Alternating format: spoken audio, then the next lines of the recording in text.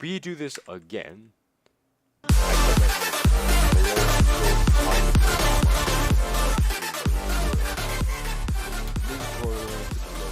at Python programming. Why programming? Why Python? Why is this such a hack? Well, you did learn at least one programming language master to maybe be a center of all, but you're going to need to master at least one. So you create your own programs, maybe business-wise or virus-wise, whatever, personal use, or just looking at code for maybe outdated files you could fix and then use that, or modifying in a way, or just in general learning about this because it is essential, absolutely, in the information technology, security, whatever. Okay, so you're gonna be going here, and you're going here. So you have Python, and Python.org, not .com or whatever. That's the virus, and we have Python 2+F2. It'll detect whatever OS you have. So let's say you have Linux over here, and I believe Linux have to do it via non-graphic user interface, which is by terminal. So it might be a little bit more difficult there, but I'm pretty sure you might have a way to install a graphic user interface by just opening the file after you download it in terminal. But download 3.72 because anything lower than 3 is outdated. Okay, it's not as good as 3.72, obviously, since it's updated, and some of the parameters and some of the code's input is actually different. So input is actually raw underscore something input. 3.72 is just input. So more sure different there, and in general, the text in PyCharm, which is also pretty important, but we're getting to later. Python will have different colors, and basically that may confuse you if you're going into other files. So these colors are going to show different statements. These statements might have be strings, whatever. We'll go into that later. Testing. But you want to go down to PyCharm once you have installed Python. Why would you want a text editor? A text editor is just something that is used to code in the program, so it's easier. It actually detects errors you've produced. So we can actually do it in command prompt. You can code in command prompt. I believe you guys do that in terminal. And Kali Linux, you use type in Python. Yes, as you see here. So if I print, that's just a little command here I'm going to put in. As you see here, it doesn't automatically put that parentheses in the other place, which is annoying. You can just put test. It may not make sense to you right now, but testing. Now, if we do this again, I kept writing another line. Even if I go back over here, okay, look. Then I do it again. Print. I don't know why I did that. Okay, I can't actually go over there, so it's just horrible. Okay, you can do it in Notepad. That's probably easier. You can actually go down in Notepad. You could do it in whatever you use it on Sublime. So people use Sublime. You do it in PyCharm. I believe is the other one, but PyCharm is mainly for this. Sublime is not as good because it is actually the errors and all that. PyCharm is primarily focused on Python by the name, so obviously when you use PyCharm, once you have it, it's gonna give you some prompts, whatever. I'm assuming you know how to download, stuff such as program, Python. It's not that difficult. It's just like any other program, except there's gonna give you some questions you may have to Google. I already have it installed, so I can't actually install it again without removing all these files I've actually done. So what we're gonna do, I'm gonna show you the gist. This is just an introduction. I'm not gonna do any programming actually today. So we have file here. File is basically where you're gonna be opening, you'll be saving files here, and there's a whole bunch of stuff. But the main ones is new project. This new project is just a folder. Okay, so add a new project here. Okay, and you're gonna be choosing whatever. Let's say we want to do tutorial. Okay. You just create that file. Project can be open in window and blah blah blah. So basically, it's to ask you, would you like to have a separate category for this this window, meaning that it will just attach it to this very graphical user interface you're having. A new window mean you can actually switch tabs on the window, cancel, obviously cancel, and attach it, just attaching it to this window. So we're gonna be attaching this tutorial. Okay, so you can go here and you can add more files. As you see here, we have all these libs. You have some scripts. I think these are modules. I'm not sure. Maybe this is how they detect errors. Lib here. Type packages.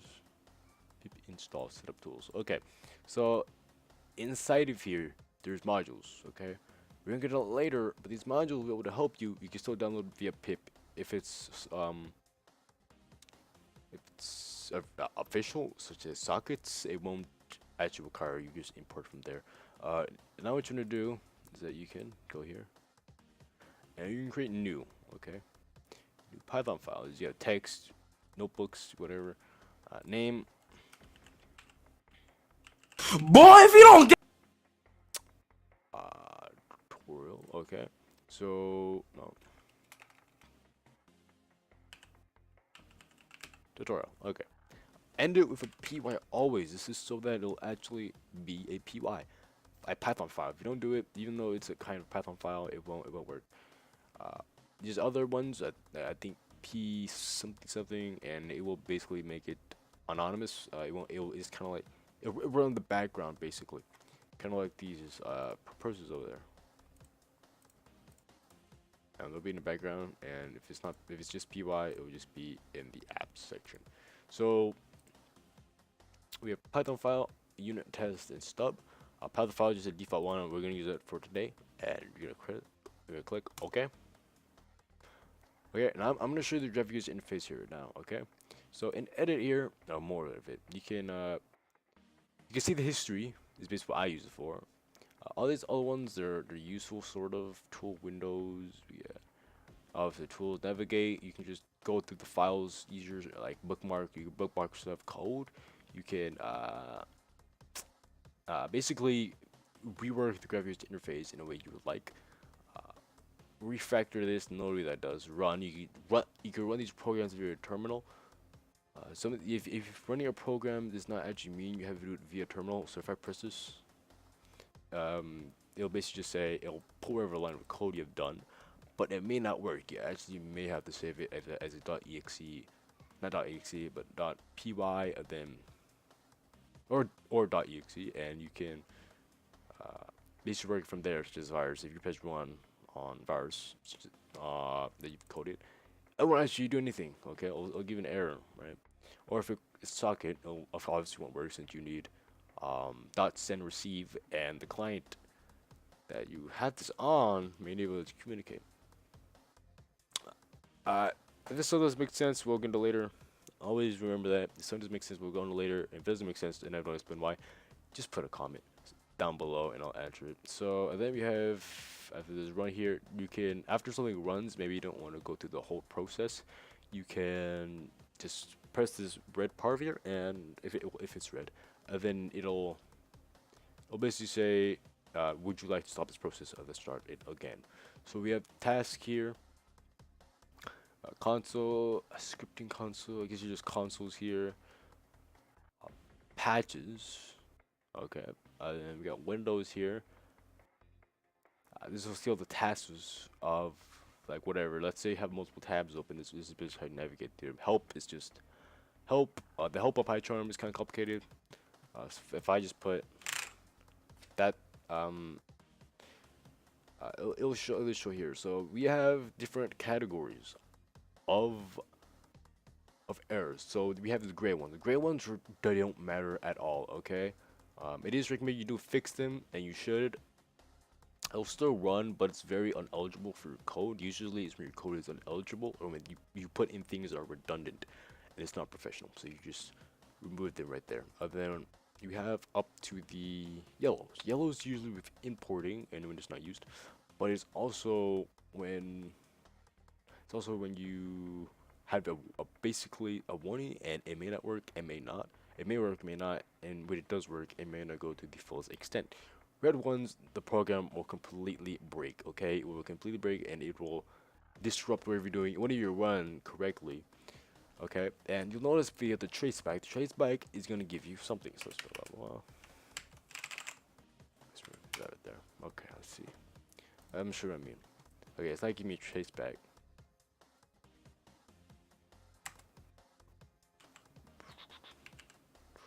I'll just do this here. VGHJ. Let's say dot float. Okay. Stuff doesn't make sense. I'm just showing the graphic user interface. It's still not giving me. Can I open file? No such file directory. You sure about that? Okay, let's see which it does now. Okay, so Oscar Mike. Vent scripts.exe can't open file. .py, no such file or directory. Okay, we'll just go this over again. Let's run tutorial. Yep, okay. Literally don't know what that did. Okay, now we can actually run it. Okay. I could have opened it for some reason, but we're going to be printing. What? I'm actually see this works. Okay, I know this doesn't make sense, but FEHJ. We'll run it here. Okay, good. So, I'm gonna go over the basics of it just a little bit. So, we gotta use the interface here. So we have these red underlines. That means something is not right. A statement isn't correct or it's not equal to something. If something's highlighted, it'll mean that it's not used. Then there'll be sometimes a red squiggly line where it will basically say it's not spelled correctly. It doesn't matter. It'll still put a check mark or just squiggly line under it saying, "Hey, you have a typo." Usually, typos aren't that big a deal. You should just add it to your. So let's save here. Spelling. It will give you a spelling option. You can just choose what's it called? Add to spelling directory. Okay. Let me see if I missed anything. So when it give you traceback error, it will give you a line. Okay. So we have lines here. These are how much line you put into the code, and it'll basically tell you where something has gone wrong.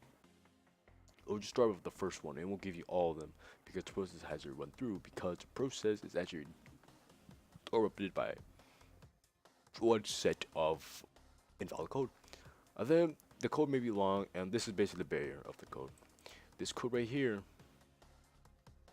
is basically going to be where you cannot type anymore, and you can actually fix this by putting that right there. You can split it up right there, or you can use dash n if it's a string.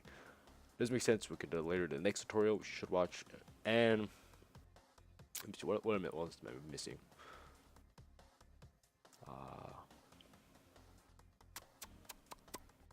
Yeah, okay. So I believe that's all.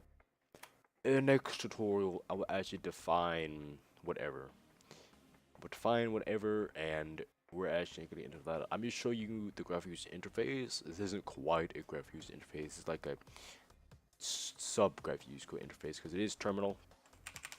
Okay, the only reason why I use the mouse is not actually the program. Is to go to your files right here, which you just use via terminal, I would assume. So, yep. And if you have any questions, please post in the comments below, and I'll happily answer them. Until next time, goodbye.